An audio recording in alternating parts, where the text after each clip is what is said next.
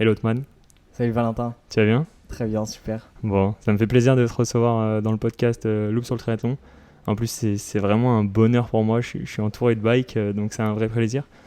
Pour commencer, pourrais-tu te présenter s'il te plaît? Oui, alors c'est Hotman Chocolati, je suis triathlète depuis une dizaine d'années. Ok. J'ai commencé le triathlon assez tard, hein, vers 26 ans. Et puis je me suis dit, bon bah, vu que ça on démarre tard, il va falloir mettre les bouchées doubles pour rattraper le Ah, niveau. Mais c'était une chouette expérience, ça a démarré d'abord par la course à pied.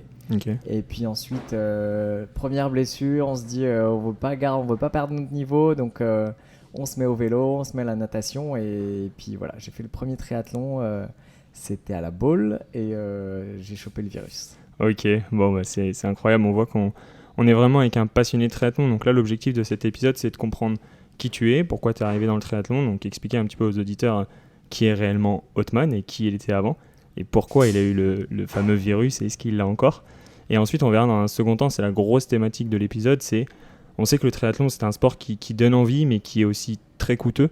Donc comment on s'équipe, soit quand on commence, soit quand notre niveau aussi évolue, avec un bike, des vêtements un peu plus performants. Donc ça, c'est vraiment le deuxième sujet qu'on va traiter. Mais tout d'abord, est-ce que tu peux nous dire un petit peu plus sur toi, sur quel sport tu faisais avant? Parce que tu viens de nous dire que tu avais commencé à 26 ans. Donc justement, Otman, ça a toujours été les sports d'endurance, ça a été d'autres sports. Qu'est-ce qui fait qu'aujourd'hui, tu en es là? Pas du tout, j'ai fait des sports co, beaucoup de sports co, foot, basket, notamment en école d'ingénieur avec les camarades d'école. Et puis, arrivé au travail, c'est beaucoup plus compliqué de réunir plusieurs personnes pour faire un match de foot, un match de basket. Donc, c'est assez facile de se dire, on se met à la course à pied. Les objectifs sont assez simples parce que quand on part courir, on voit notre progression. Alors que dans des sports co, c'est plus compliqué de sentir cette progression-là. Ouais, La progression, on la voit assez facilement. C'était à peu près il y a une dizaine d'années. C'était le début des montres GPS où on pouvait vraiment savoir si on a progressé ou pas. Et ça, c'était un super levier de motivation. ok. Donc à chaque fois, chaque semaine, on va s'entraîner. On sait pourquoi on va s'entraîner parce que de course en course, on voit notre progression. Surtout au début, je pense que les triathlètes l'ont beaucoup vu. Les premières années, on fait que progresser Ouais. et c'est vraiment ultra motivant pour se lever le matin, le samedi matin pour aller rouler ou pour aller courir. Et ce qui t'a animé, du coup, c'est la performance ou c'est juste avant, tu disais que tu avais fait une école d'ingé, c'est plutôt le côté scientifique et le côté data qui se cache derrière? Qu'est-ce qui réellement t'a animé et a fait qu'aujourd'hui, tu as fait quand même quelques triathlons, on en parlera, mais on en a parlé un petit peu en off avant. Qu'est-ce qui fait que t'en es arrivé là, quoi? Bah alors, il y a plusieurs choses. Effectivement, il y a ce côté très cartésien où on a envie de se raccrocher à quelque chose de réel, de mesurable. Et je pense que le triathlon, c'est assez facilement mesurable, hein, que ce soit en natation, en course à pied et en vélo, même assez tôt. Je pense depuis 2012, je dois avoir un capteur de puissance et je Ouais. roule toujours en capteur de puissance parce qu'on voit réellement les progrès qu'on fait. Donc il y a ce côté très, peut-être un peu rassurant qu'on cherche un peu dans le triathlon et un peu le côté qu'on recherche souvent en tant qu'ingénieur, un côté très cartésien, très posé. Donc ça a un peu permis de se rassurer et de se rattacher à des chiffres qui peuvent Ouais. être sympas. Après, ce qui s'en est dégagé, c'est des groupes et je te raconterai ça un peu plus loin, toute l'expérience sociale qui tourne autour du triathlon Ok. et notamment l'intégration de mon club, le club dans lequel je suis depuis pareil une dizaine d'années, le Pré Saint-Gervais Triathlon, qui est un club en région parisienne, collé à Paris, à l'est de Paris. Ok, bah justement, ça peut être un des sujets qu'on peut aborder dans le sens où la thématique globale, c'est comment s'équiper quand on commence. Avant de penser à l'équipement, toi, quand tu as abordé le triathlon, quand tu t'es dit ok, je me lance dans ce fameux sport, comment tu l'appréhendes? Tu as fait des recherches sur Internet, tu as direct été entouré, tu as des amis qui faisaient déjà du triathlon. Comment tu as fait tes débuts en triathlon, on va dire? Bah, je pense un peu comme tout le monde au début, j'ai démarré, vu que je venais de la course à pied, je connaissais pas du tout le vélo, le monde du Ouais. vélo. Bah, j'ai été sur le bon coin et j'ai cherché un vélo et j'ai pris un premier vélo à 400 euros et je me suis rendu compte que voilà, le vélo il avait quand même beaucoup ses limites. Ça a quand même permis de démarrer le triathlon, hein. Et après, dès que j'ai rejoint un club de triathlon, bah là j'étais entouré, j'avais des gens autour de moi qui pouvaient me conseiller pour le choix du vélo. Je me rappelle très bien d'un ami Pascal qui fait du triathlon depuis longtemps et que c'était un peu le cycliste du club. Il Je est pense toujours qu'on en là. a, on en Ah, a on l'a tous. toujours un et qui m'a dit tu fais du triathlon, bah prends un vélo de triathlon. Ok. Et donc du coup, bah, moi je me suis vraiment mis et je me suis dit bah je rentre dans un club de triathlon, je prends un vélo de triathlon. Donc tu t'es tout de suite entouré, tu n'as pas fait 2-3 ans tout seul, tu as directement été dans un club. J'ai fait mon premier triathlon et après je me suis dit dès que je le finis, je rejoins un club. Ça veut dire que je suis en capacité de nager 500 mètres et de pouvoir... parce que c'est aussi ça le souci, c'est que pouvoir intégrer un club, si on arrive qu'on ne sait pas nager, c'est quand même assez compliqué. Ouais. Et justement pour toi, le club ça représente quoi ? Ça représente des créneaux plus facilement pour t'entraîner, ça représente un état d'esprit que tu vas chercher, des conseils, en quoi ça t'a aidé et comment nos auditeurs qui veulent commencer le triathlon ou qui en font déjà peuvent être intéressés pour aller sur ce genre de structure. Alors moi je suis assez cash, je conseille à tout le monde qui fait du triathlon et qui veut continuer à progresser de s'inscrire à un club. Parce que sans parler des conseils, sans parler des créneaux, il y a vraiment cette motivation de groupe et de sentir qu'on est dans un groupe avec lequel on s'entraide, on va s'entraîner. Les entraînements sont beaucoup plus faciles en groupe, faciles mentalement parce que physiquement ils sont des fois plus durs en groupe, mais on a cette satisfaction de se dire on est avec tel groupe, on se retrouve toujours avec des gens qui ont à peu près le même niveau que nous. Dans un club de 50 ou de 200 personnes, il y a forcément 3-4 personnes avec qui on a le même niveau et avec qui on va partager les entraînements, se tirer la bourre de façon plutôt très saine et tout le monde se tire vers le haut. Ça permet vraiment, au-delà de l'aspect bien sûr conseil, créneau et entraînement, de vraiment avoir un cercle social et même de partir, de voyager ensemble, de se dire ça serait cool qu'on aille sur tel triathlon, on le prépare ensemble, on a 6 mois avant, et puis ça génère des amitiés, et je vous raconterai l'histoire ensuite sur ce qui se passe au niveau cyclette, mais la relation entre le triathlon, le club de triathlon et l'activité qu'on a lancée aujourd'hui est étroitement liée. Ok, justement on va venir sur cyclette parce que moi j'ai eu la chance...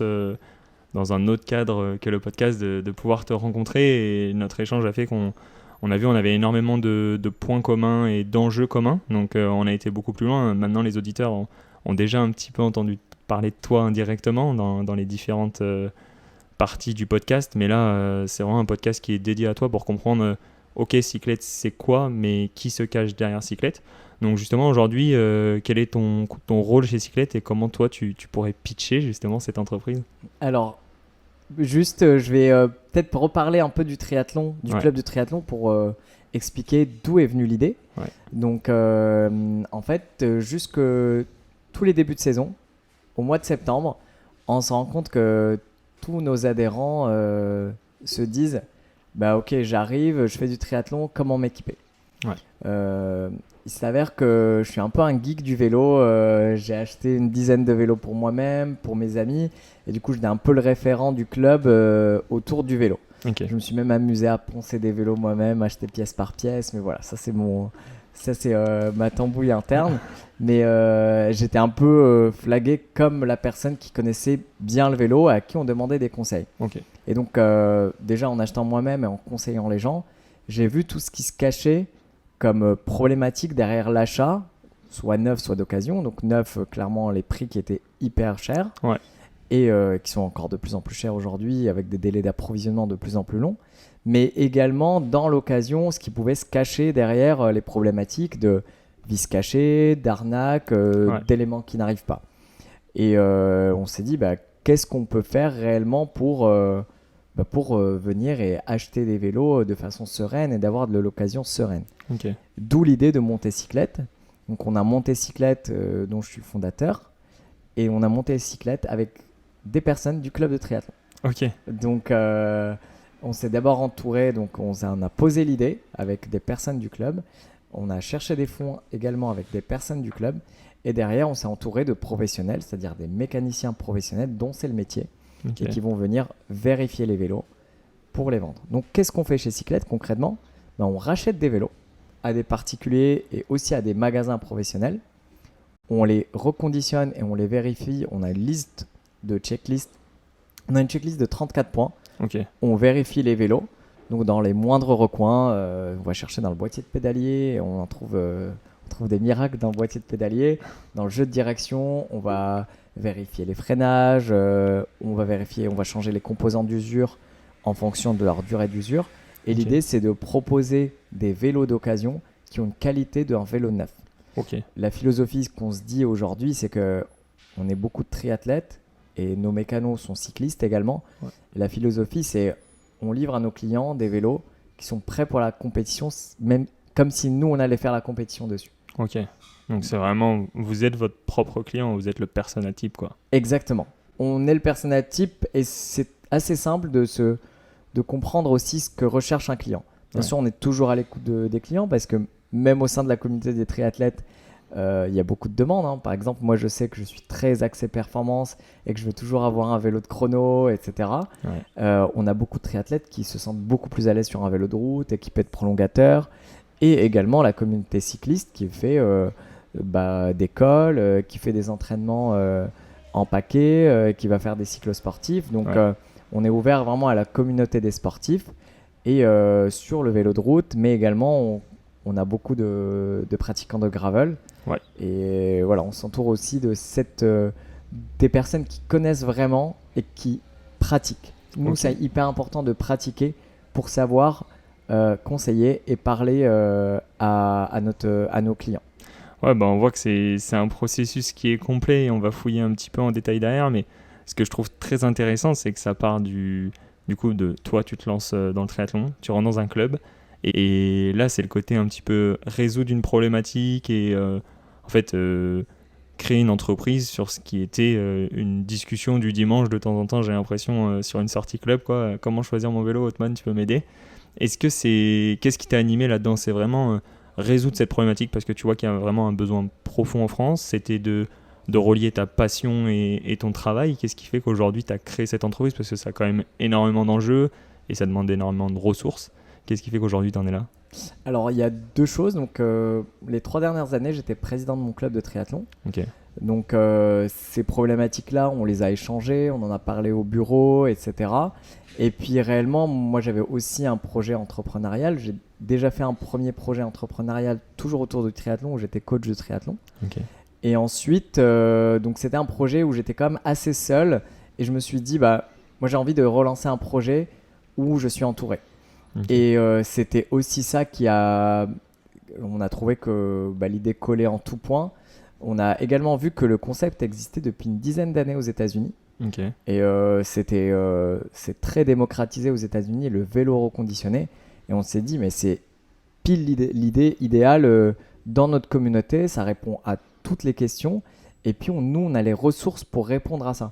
C'est-à-dire que cette aide-là qu'on apportait à nos athlètes au cas par cas, on s'est dit, mais comment on fait pour l'apporter au plus grand nombre et surtout, de façon claire, pour nous travailler dans notre passion. Ok. Nous, tous les jours, quand on reçoit des vélos qu'on déballe, c'est Noël tous les jours, quoi. On voit des super beaux vélos tout le temps. Donc, Ok, justement, dans votre chaîne de valeur, vous faites vraiment que la partie vente, où justement tu viens de dire que vous déballez.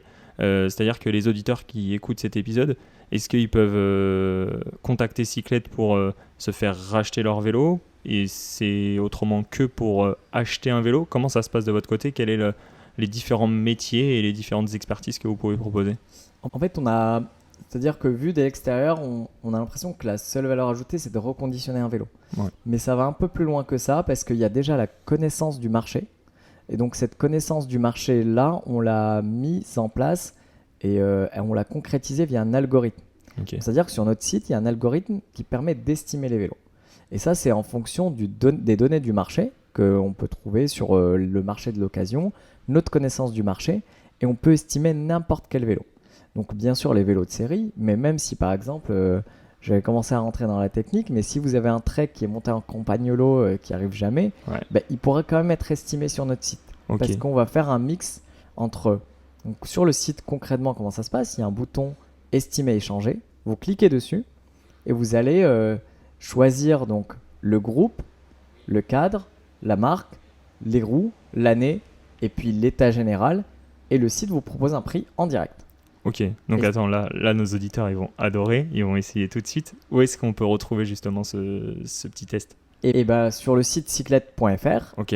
en haut à droite, il y a marqué « Estimer/échanger ». Ouais. Vous cliquez dessus et vous suivez le formulaire.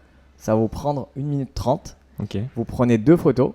Donc les photos, elles vont nous permettre, nous, après, de vérifier que ce que vous avez mis est cohérent par rapport à la photo. Ouais. Et derrière, soit vous acceptez, soit vous déclinez. Si vous acceptez le rachat du vélo, nous, on vous appelle et on s'occupe de la partie logistique.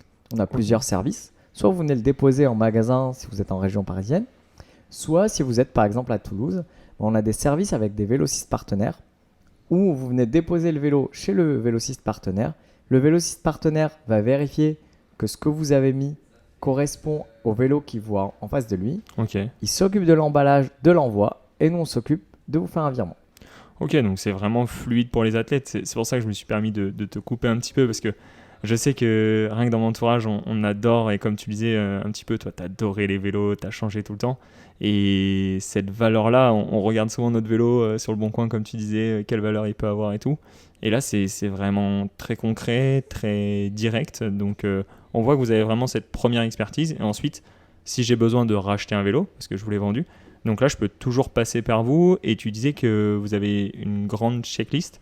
Comment ça se passe ensuite sur le site? Parce que j'ai vu qu'il y avait différentes notes. À quoi correspondent ces notes et quel est le degré de confiance associé à ça, quoi.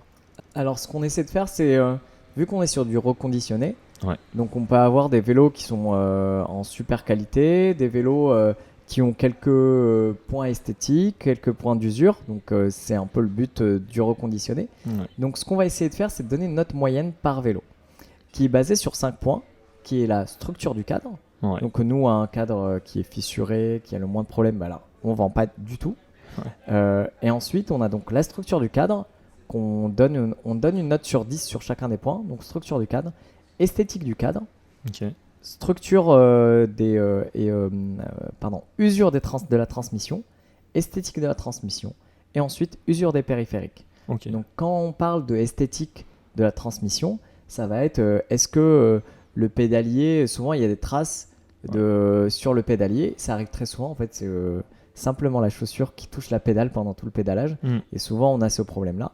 Donc il peut y avoir le pédalier est en super état d'utilisation, il peut être à 10 sur 10 sur l'utilisation, mais par exemple à 7 sur 10, 8 sur 10 sur l'esthétique. Ok. Donc ça permet aussi de savoir concrètement qu'est-ce qu'on achète. Parce que l'objectif c'est que quand on achète des vélos reconditionnés, qu'on sache vraiment ce qu'on achète et qu'on n'ait pas une photo de très loin. Donc tout ce qui est défaut esthétique est pris en photo en grand, en zoomant, et comme ça on n'a pas de surprise à l'achat. Ok, donc on voit en fait que vous êtes vraiment dans une situation de mettre en confiance l'athlète, accompagner à plus grande échelle, comme tu disais, les athlètes que tu pouvais le faire dans ton club. Donc ça, c'est vraiment super intéressant de voir toute cette problématique. Et du coup, sur l'offre qui est proposée, je laisserai les auditeurs aller découvrir aussi, mais vous avez vraiment une offre qui est complète parce que quand on commence le triathlon, comme je disais, c'est un certain coût. Donc vous commencez sur du bas de gamme, entrée de gamme. Et quand on évolue aussi, moi je vois ça m'est arrivé, j'ai acheté comme toi mon premier vélo, mais au bout d'un moment le plateau ça suffisait plus, les roues je m'en lassais, et du coup on a envie d'évoluer. Vous êtes capable d'accompagner un triathlète tout au long de sa carrière et tout au long de ses envies en termes de performance? Oui, en fait typiquement là ça fait 1 an et demi qu'on existe, principalement sur internet et depuis la semaine dernière en magasin physique à Paris. Mais on a déjà eu des athlètes qui ont acheté un premier vélo chez Cyclette au tout début, qui sont revenus, qui nous ont revendu le même vélo de chez Cyclette et qui sont repartis avec un autre vélo. Typiquement, Vincent, un client qui est venu nous voir, qui a acheté un Trek Madone à l'époque à patin. Et il s'est dit, bah voilà, je roule plus souvent sous la pluie, j'aime bien ce vélo, est-ce que vous avez la version en disque? Et on avait la version en disque, donc il a posé le vélo, il a pris la même couleur, la même taille en disque, et son vélo ensuite a connu encore un autre athlète et l'autre vélo est également parti. Ok, donc on voit que ça répond exactement à la question et à la problématique que je soulevais, donc ça c'est super intéressant. Et justement, je vois que vous avez aussi des roues d'occasion, et on peut parler du textile d'occasion. Est-ce qu'on en a parlé un petit peu en off, est-ce que tu as des solutions à donner? Parce qu'on a aussi des auditeurs qui sont des présidents de club, des groupes de copains. Comment on peut faire pour aider les gens à se lancer dans le triathlon? Parce qu'on sait qu'il faut acheter une combi, il faut acheter des lunettes, il faut acheter une trifonction. Moi je vois, il y a énormément de gens qui viennent nous voir avec la marque parce que la trifonction, est-ce que je l'achète sachant que je fais mon premier triathlon, c'est un certain coût. Toi, comment tu as pu raisonner? Est-ce que tu as as résolu des problématiques comme ça quand tu étais président de club?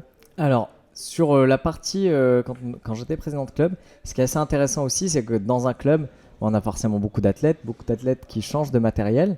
Et donc, on avait mis en place par exemple une braderie Ok. au sein du club, que maintenant on va organiser ici à la boutique. C'est-à-dire que les gens vont venir avec leur matériel et puis il va y avoir des échanges entre athlètes. Et puis tout le matériel qui n'est pas parti, nous on propose le rachat de ce matériel-là pour le mettre en composant de seconde main. Ok. Donc nous on veut pousser le point de la seconde main et du reconditionné jusqu'au bout. Donc bien sûr sur les vélos, sur les roues, sur les composants. Donc on a une petite partie qui est dédiée aux composants et qu'on va encore plus travailler pour typiquement on va améliorer, on va avoir un cintre aéro et qu'on n'a pas envie de mettre 400 € pour le cintre aéro. On aura des composantes de seconde main, Ok. mais également, et pour avoir une cohérence globale, on veut aussi proposer du textile. Et d'où le travail avec la marque Triloop, Ok. parce qu'il y avait une cohérence aussi de se dire, on travaille sur du reconditionné, mais le textile reconditionné est un peu plus complexe. Donc la vraie logique, c'était de travailler avec une marque qui repropose du textile recyclé. Ok. Et notamment, la marque Triloop propose, comme tu le sais, du textile reconditionné, recyclé à partir de plastique et de plastique récupéré en eau de mer. Et ça va aussi dans cette logique globale d'économie circulaire et d'éco-responsabilité. Ok, donc on voit que c'est vraiment aujourd'hui une stratégie globale d'un point de vue, on va dire, société. Mais on voit que c'est quelque chose qui t'anime, toi, en tant que fondateur, de résoudre de telles problématiques. Et justement, c'est quoi ta vision, c'est quoi ton objectif à travers tout ça? C'est de démocratiser au maximum cette solution et que les athlètes puissent atteindre n'importe quel niveau de performance à n'importe quel prix. Et c'est un petit peu, on va dire, agressif dans le sens ma question, mais en fait, finalement, vous voulez faire un Vinted dans le textile et un Le Bon Coin, mais certifié avec énormément de valeur et énormément de confiance pour le client, quoi. Exactement. En fait, l'idée, c'est que acheter un vélo sportif devienne un réflexe de l'acheter en reconditionné. Ok. C'est-à-dire que cyclette devienne un réflexe au moment où on se dit je commence le triathlon, je cherche un vélo, et c'est toujours la meilleure réponse en termes de prix et en termes de qualité. Ok. C'est-à-dire qu'on va avoir un prix qui va être entre moins 65% à moins 30% du prix du neuf, Ouais. mais en l'achetant les yeux fermés. Ok. Voilà, on peut faire toujours des très bonnes affaires sur le Bon Coin, ça a le mérite d'exister.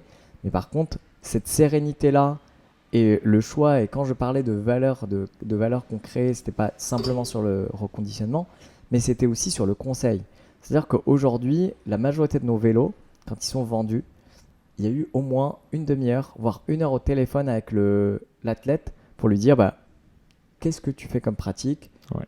pourquoi tu le veux, quelle est ta taille, parce que si vous achetez un vélo, c'est d'avoir votre taille. Ouais. Et ensuite, il reste d'autres points plutôt subjectifs qui sont il faut bien aimer son vélo et le trouver beau pour aller rouler dessus. Ouais, c'est sûr que c'est un peu l'objectif parfois premier, mais franchement, c'est se sentir bien sur un bike, ça c'est vraiment le principal.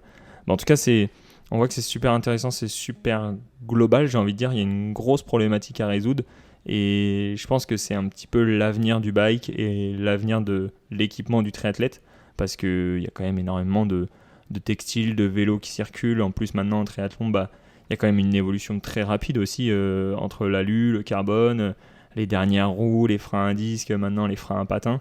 Donc on voit que vous avez vraiment une offre, on va dire, complète.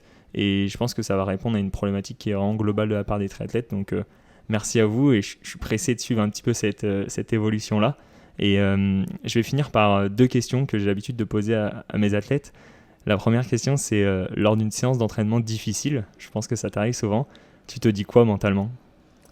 Alors, il y a deux choses. Alors, je vais essayer de me projeter dans une séance difficile.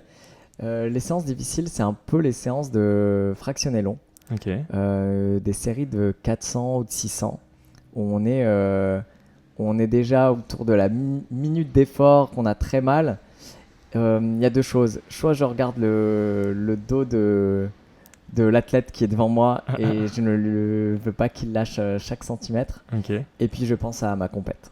Ok. C'est vraiment je pense à ma compète et je me dis là le jour de la course, je m'entraîne à réussir à assumer plus de douleur. C'est-à-dire que s'entraîner plus difficilement, ça ne veut pas dire que le jour de la course, ça sera plus facile, mais ça veut surtout dire que le jour de la course, je vais pouvoir encaisser encore plus que la course d'avant. Ok. Et justement, est-ce que tu vois des parallèles avec l'entrepreneuriat? Parce que moi, j'en vois beaucoup en faisant ça au quotidien, mais est-ce que toi, tu vois des parallèles assez francs entre un entraînement difficile et parfois des situations dans le cadre de l'entrepreneuriat qui sont assez compliquées à gérer?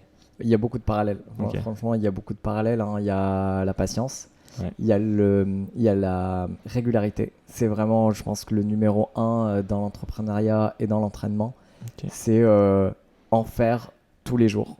Vaut mieux faire l'entraînement, en faire une demi-heure que de se dire je fais une semaine sans rien. Ouais. C'est également la même chose pour l'entrepreneuriat. On a des moments sympas, des moments moins sympas.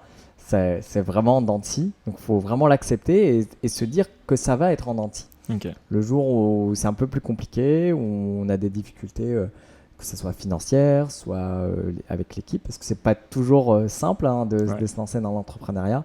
Mais il faut se dire qu'on a un lendemain qui est plus facile et qui va être...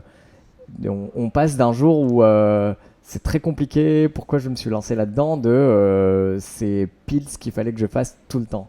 Ok. Et ça, c'est vraiment ce qui se passe aussi sur le triathlon, où des jours on se dit mais pourquoi je m'entraîne, pourquoi je me lève à 7h du mat pour aller rouler, et encore 7h c'est tard, Ouais. mais pourquoi on se met là-dedans, mais quand on passe la ligne d'arrivée, on se dit plus jamais, ou on se dit mais quand est-ce que je m'inscris à la prochaine course. Ouais. Donc il y a vraiment la régularité, la patience sont vraiment deux clés dans la réussite et dans le sport et dans l'entrepreneuriat. Ok, merci pour ces deux réponses du coup. Et puis la dernière, tu l'as un petit peu exprimé, mais j'ai envie d'aller chercher encore plus. C'est quel est ton plus beau souvenir en triathlon? Alors, j'en ai vraiment beaucoup. Il faut que je l'ai comme ça. Il y a plusieurs courses que j'ai faites qui étaient vraiment assez incroyables. Alors, je dirais l'Ironman de Vichy. Ok. Qui était une course où le démarrage était assez compliqué, où la natation était sans combi et partir sur 3-8 sans combi, c'était un peu long. Le vélo s'est plutôt bien passé, mais j'ai vécu un marathon qui s'est déroulé vraiment de façon idéale, où j'ai pu courir du premier au dernier kilomètre à la même allure avec le sourire, et c'était vraiment une des astuces que j'avais travaillé avec mon coach de l'époque, qui était de sourire pendant tout le long du marathon. Okay. Et ça permet un peu de duper son cerveau et de se dire tout se passe bien. Tout se passe bien. Et pendant les 42 km, j'ai pu courir avec le sourire. Et l'arrivée était assez exceptionnelle parce que après 10 heures d'effort, on passe la ligne. Et franchement, c'est les heures et les heures d'entraînement qu'on passe, on voit l'aboutissement, c'est quelque chose vraiment, qui reste, qui marque, et c'est des émotions qu'on a vraiment beaucoup plus sur le sport, que c'est des émotions qu'on vit rarement dans d'autres cadres. Ok, merci pour tout ce partage, merci pour l'explication, et ce que tu essayes de faire et ce que tu déploies au maximum avec Cyclette. C'est vraiment un réel plaisir pour moi en tant que passionné de triathlon de rencontrer des gens comme toi, parce que je cerne exactement les mêmes problématiques dans mon entourage et aussi dans mes autres aventures, on va dire, entrepreneuriales. Donc je pense que c'est le sujet de demain, c'est un sport qui est en train de grandir, donc merci beaucoup, et puis je te dis à très vite. Merci Valentin. Merci à toi. Ciao, ciao. Ciao.